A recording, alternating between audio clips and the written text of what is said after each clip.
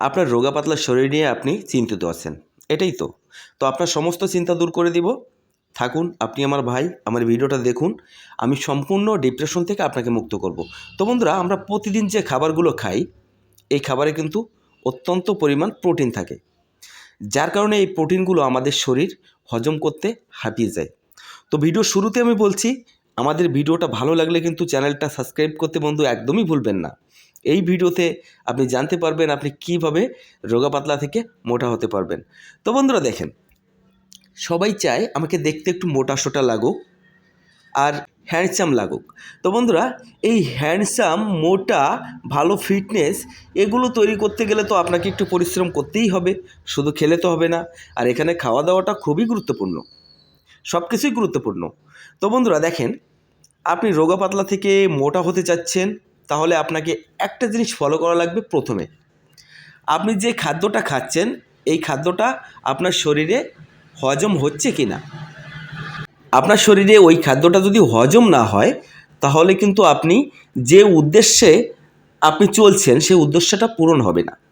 সহজ কথায়, আপনি মোটা হতে চাইছেন, আপনি মোটা হবেন না, আরও রোগা পাতলা হয়ে যাবেন। প্রথমে ভাবতে হবে যে আপনি যে খাদ্যটা খাচ্ছেন, সে যেটাই খান না কেন আপনার শরীরে হজম হচ্ছে কি না।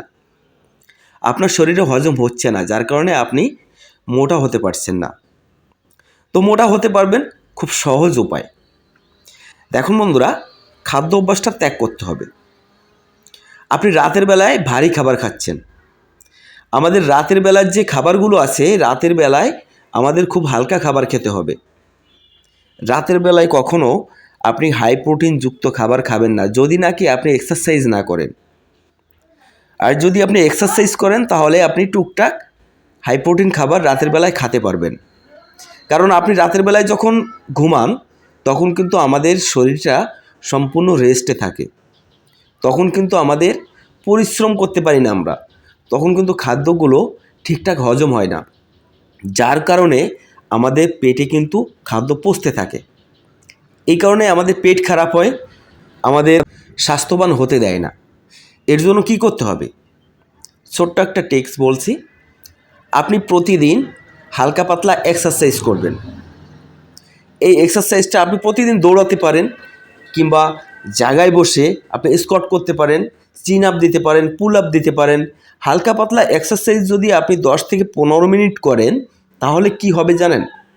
আপনার শরীরে পুষ্টি শোষণ ক্ষমতা দ্বিগুণ হারে বেড়ে যাবে।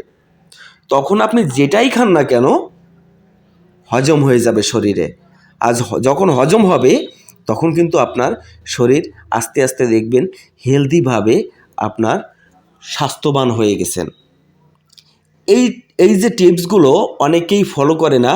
অনেকেই কি করে, ওষুধ খেয়ে, মেডিসিন খেয়ে, বিভিন্ন ধরনের সাপ্লিমেন্ট খেয়ে কিন্তু আপনার স্বাস্থ্যবান হওয়ার চেষ্টা করে।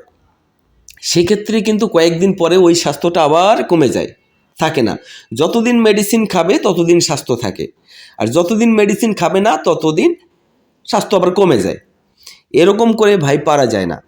আপনি সহজ উপায়, আপনি এখন থেকে হালকা পাতলা এক্সারসাইজ করবেন এবং আপনি এই খাদ্যর দিকে একটু ফোকাস দিবেন। কখনো রাতের বেলায় ভারী খাবার খাবেন না, রাতের বেলায় একদমই হালকা খাবার খাবেন। আর দিনের বেলায় আপনি হাই প্রোটিনযুক্ত খাবার খেতে পারেন, কোনো সমস্যা নেই। এইভাবে যদি আপনি চলতে পারেন, তাহলে দেখবেন খুব অল্প দিনের ভিতরে আপনি স্বাস্থ্যবান হয়ে উঠেছেন, আপনাকে কেউ ঠেকাতে পারবে না। তো বন্ধুরা, ভিডিওটা আজ এই পর্যন্তই। ভালো থাকবেন, সুস্থ থাকবেন, সবাইকে নমস্কার।